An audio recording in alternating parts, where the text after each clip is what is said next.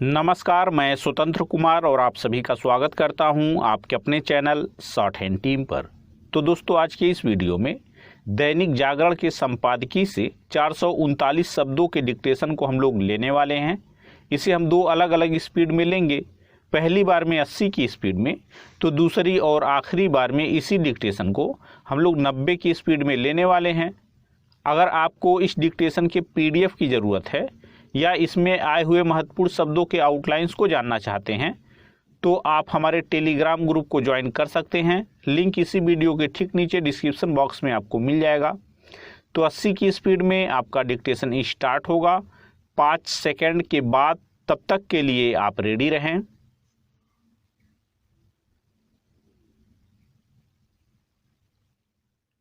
Start. Ukraine पर रूस के हमले के बाद से ब्रिटेन के प्रधानमंत्री बोरिस जॉनसन दूसरे ऐसे प्रमुख शासनाध्यक्ष हैं जो भारत की यात्रा पर आए। इसके पहले जापान के प्रधानमंत्री भारत आए थे। इसके अलावा भारतीय प्रधानमंत्री की ऑस्ट्रेलियाई PM के साथ वर्चुअल शिखर वार्ता हो चुकी है और वाशिंगटन में भारत अमेरिका के रक्षा एवं विदेश मंत्रियों के बीच विशेष बातचीत भी। इस सब के अलावा चीनी विदेश मंत्री समेत उन विदेशी मेहमानों की तो गिनती करना भी कठिन है जो हाल में भारत आए। भारत का इस तरह अंतर्राष्ट्रीय कूटनीति के केंद्र में आना उसके बढ़ते कद का परिचायक है।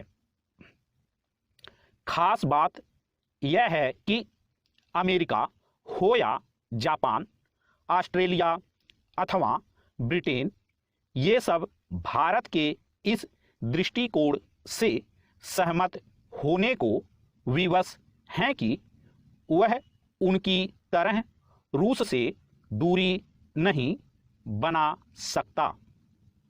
शायद इसी कारण ब्रिटिश PM ने भारत के स्वतंत्र रुख पर कोई प्रतिकूल टिप्पणी न करना ही बेहतर समझा।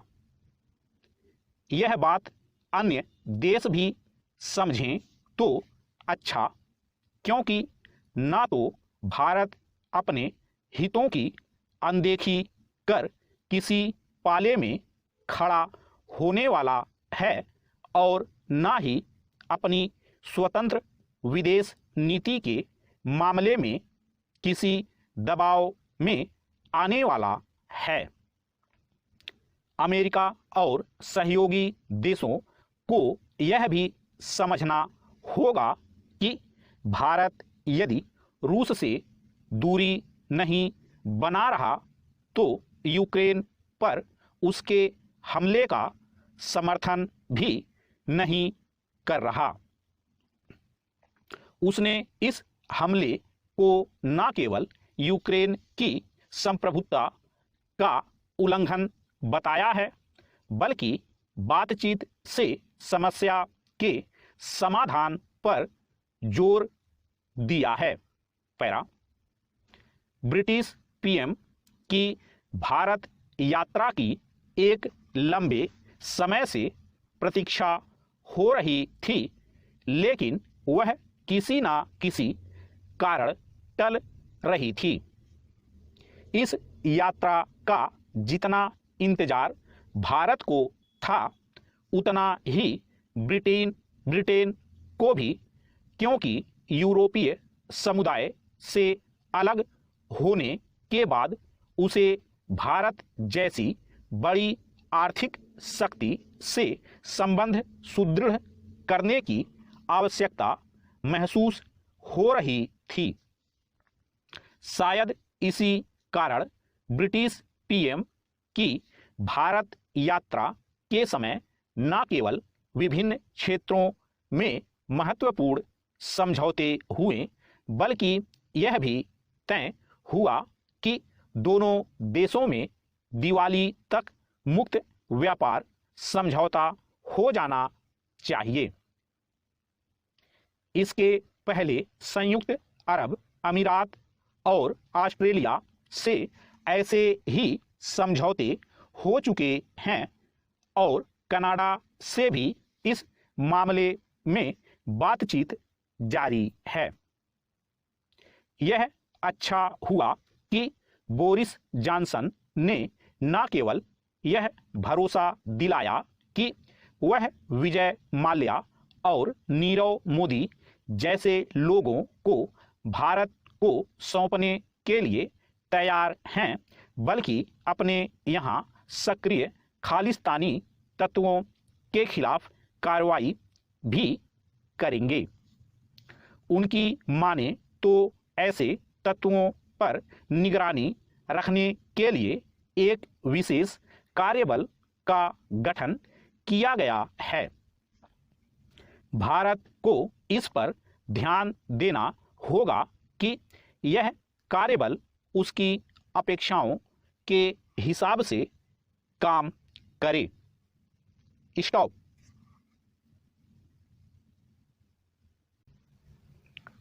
दोस्तों, इसी डिक्टेशन को दूसरी बार में हम लोग 90 की स्पीड में लेंगे और आपका समय स्टार्ट होगा 5 सेकंड के बाद। तब तक के लिए आप रेडी रहें।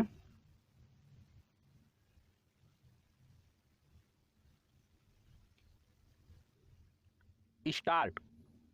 यूक्रेन पर रूस के हमले के बाद से ब्रिटेन के प्रधानमंत्री बोरिस जॉनसन दूसरे ऐसे प्रमुख शासनाध्यक्ष हैं जो भारत की यात्रा पर आए।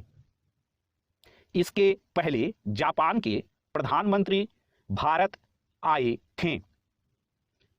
इसके अलावा भारतीय प्रधानमंत्री की ऑस्ट्रेलियाई पीएम के साथ वर्चुअल शिखर वार्ता हो चुकी है और वाशिंगटन में भारत अमेरिका के रक्षा एवं विदेश मंत्रियों के बीच विशेष बातचीत भी। इस सब के अलावा चीनी विदेश मंत्री समेत उन विदेशी मेहमानों की तो गिनती करना भी कठिन है जो हाल में भारत आए। भारत का इस तरह अंतर्राष्ट्रीय कूटनीति के केंद्र में आना उसके बढ़ते कद का परिचायक है। खास बात यह है कि अमेरिका हो या जापान, ऑस्ट्रेलिया अथवा ब्रिटेन, ये सब भारत के इस दृष्टिकोण से सहमत होने को विवश हैं कि वह उनकी तरह रूस से दूरी नहीं बना सकता। शायद इसी कारण ब्रिटिश पीएम ने भारत के स्वतंत्र रुख पर कोई प्रतिकूल टिप्पणी न करना ही बेहतर समझा। यह बात अन्य देश भी समझें तो अच्छा, क्योंकि ना तो भारत अपने हितों की अनदेखी कर किसी पाले में खड़ा होने वाला है और ना ही अपनी स्वतंत्र विदेश नीति के मामले में किसी दबाव में आने वाला है।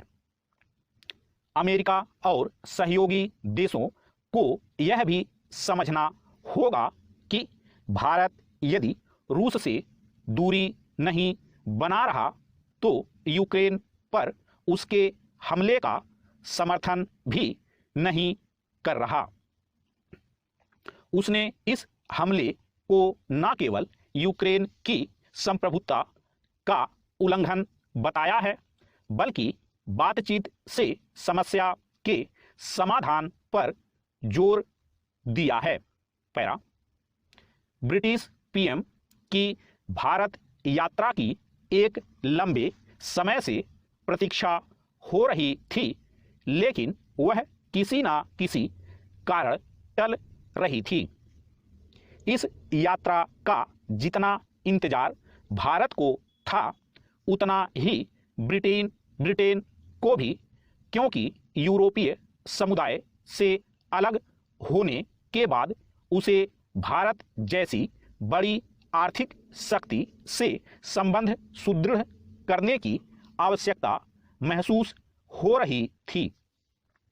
शायद इसी कारण ब्रिटिश पीएम की भारत यात्रा के समय न केवल विभिन्न क्षेत्रों में महत्वपूर्ण समझौते हुए, बल्कि यह भी तय हुआ कि दोनों देशों में दिवाली तक मुक्त व्यापार समझौता हो जाना चाहिए।